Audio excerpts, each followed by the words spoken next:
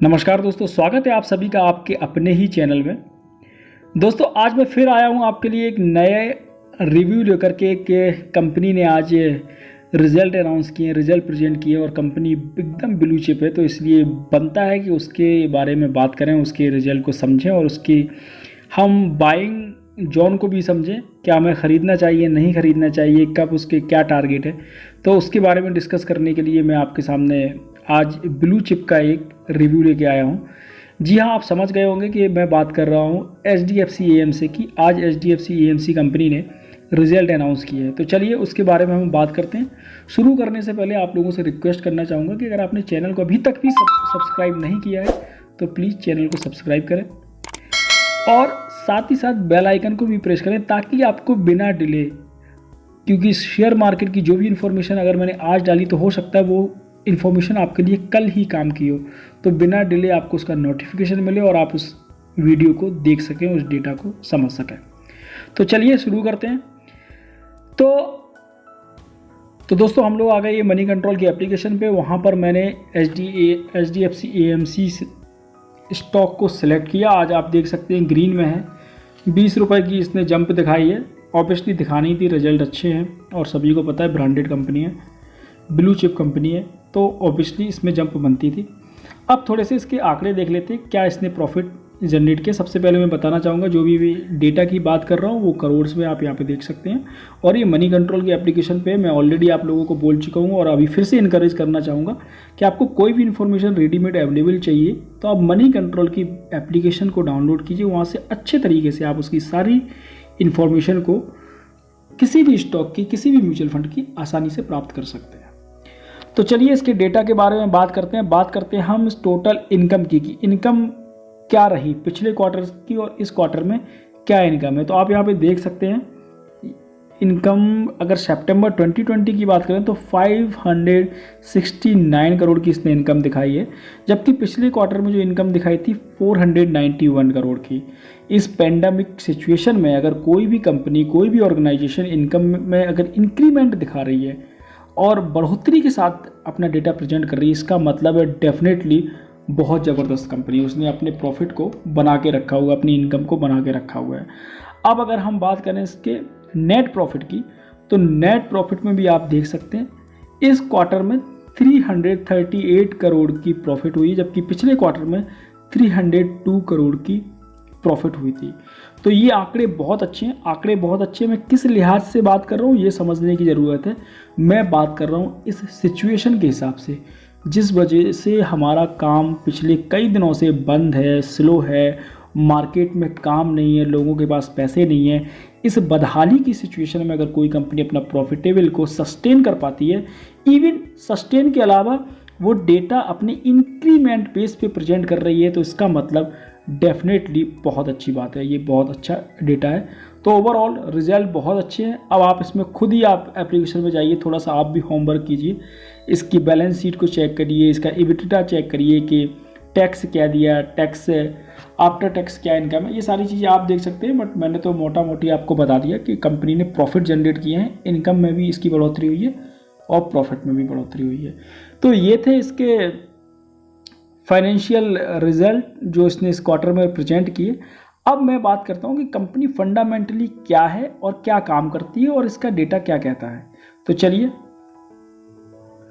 तो दोस्तों ये मैं जीरोधा की एप्लीकेशंस पे आया हूँ। यहाँ पे आप देख सकते हैं मैंने फंडामेंटल्स का ये पेज ओपन किया है। यहाँ पे आप देखिए ये कंपनी क्या करती है, HDFC AMC मतलब HDFC asset management, mutual fund में ये एसेट मैनेज करती है।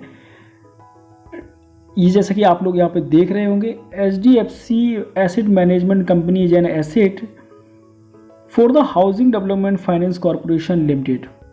तो ये एक एसेट मैनेजमेंट कंपनी है। इसकी अगर मार्केट कैपिटलाइजेशन की बात करें तो लगभग 50,000 करोड़ का इसका मार्केट कैपिटलाइजेशन है, तो इसका मतलब लार्ज कैप की कंपनी हो गई, ये आपको ऊपर दिख रहा होगा। अगर इसके पी रेशियो की बात करते हैं तो इसका पी रेशियो 39.37, जबकि सेक्टर का इसकी पी रेशियो है वह 21.44। सेक्टर की पी से थोड़ा सा महंगा है बट कंपनी बहुत अच्छी है, तो इसलिए इसमें पी रेशियो ज़्यादा बनता भी है। मैं इसके बारे में आपको बता भी चुका हूँ कि पी रेशियो क्या होता है, कैसे कैलकुलेट करता है। अगर वो थोड़ा सा ज़्यादा है अपने सेक्टर से तो वो क्यों, उसकी वैल्यू हम कैसे निकाल सकते हैं। डिविडेंड यील्ड भी बहुत अच्छी है, बहुत अच्छी नहीं है बट गुड है, आपकी रेगुलर इनकम जनरेट करती रहेगी। 1% का इसका डिविडेंड यील्ड है, यानी कि कुछ आपका रेगुलर कैश फ्लो आपको देती रहेगी। तो फंडामेंटली साउंड है, अच्छी कंपनी है।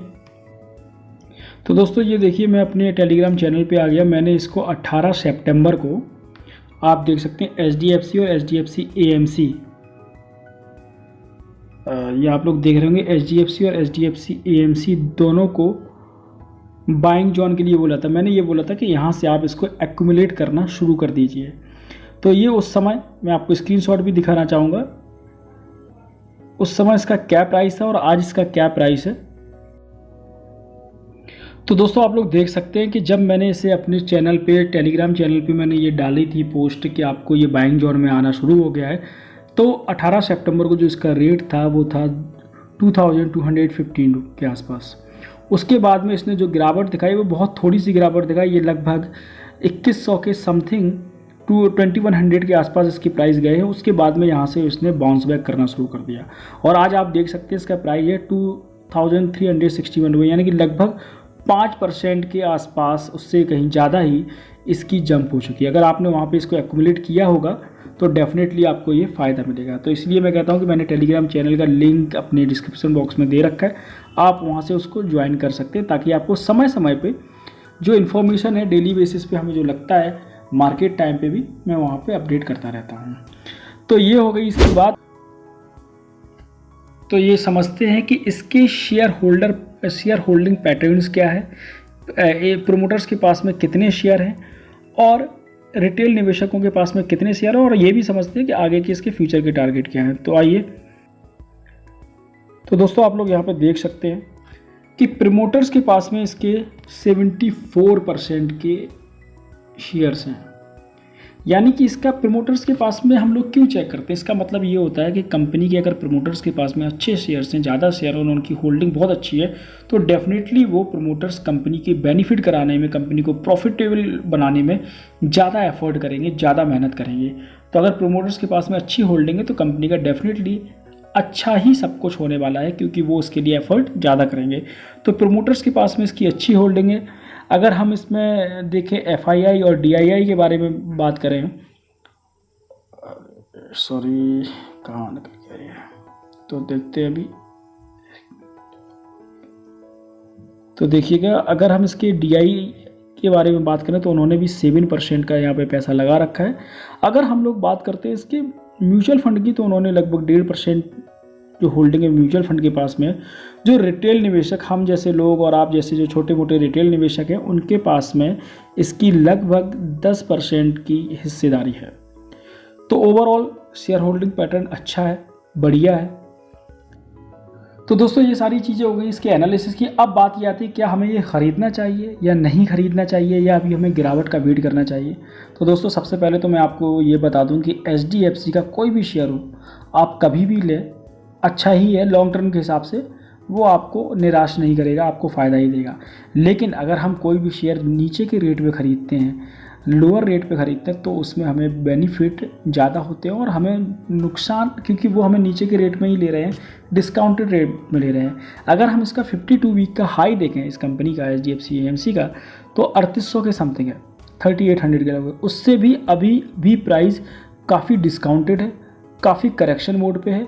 वैसे तो मैंने ये इसकी रिकमेंडेशन लगभग 2200 के आसपास, 2100 के आसपास दी थी अपने टेलीग्राम चैनल पर, लेकिन अभी भी इस शेयर को ख़रीदा जा सकता है और लॉन्ग टर्म के हिसाब से बहुत अच्छा शेयर है, बहुत अच्छे प्राइस पर है। और आप देख सकते हैं इसके पहले से ही ऑलरेडी इसके जो टारगेट दिए गए हैं, आप ये देखिए 3020, ये देखिए 3000, ये देखिए 3000। सारी फाइनेंशियल इंस्टीट्यूशन ने इसके अच्छे टारगेट दिए हुए हैं और लॉन्ग टर्म के हिसाब से बहुत अच्छा शेयर है। तो आप लोगों से यही कहना चाहूँगा कि अगर आप इसको एक्यूमुलेट करना चाहते हैं तो थोड़े थोड़े शेयर एक्यूमुलेट करिए। जब भी मैं एक्यूमुलेट करने की बात करता हूँ, बाई करने की बात करता हूँ, तो इसका मतलब ये नहीं कि आप एक साथ एक बार में ही सारे शेयर खरीद लें। थोड़ा थोड़ा एक्यूमुलेट करेंगे तो लॉन्ग टर्म में आपको फ़ायदा होगा। हो सकता है आज मैंने बताया और यहाँ से थोड़ा बहुत और गिर जाए, हो सकता है ज़्यादा गिर जाए, क्योंकि ये शेयर मार्केट है, गिरना चढ़ना इसका काम है। तो आपको ऐसे ख़रीदना है कि आप 3 बार में एटलीस्ट उसको बाय कर सको। अगर वो 10-15% और गिरता है तब आप उसको और ले सको, अगर वहाँ से फिर और 10-15% गिरता है तो वहाँ से आप और उसे अपने पोर्टफोलियो में ऐड कर सको। तो इस तरीके से बाइंग करनी होती है। तो बस आज की वीडियो में इतना ही। वीडियो देखने के लिए बहुत बहुत धन्यवाद। Thank you so much.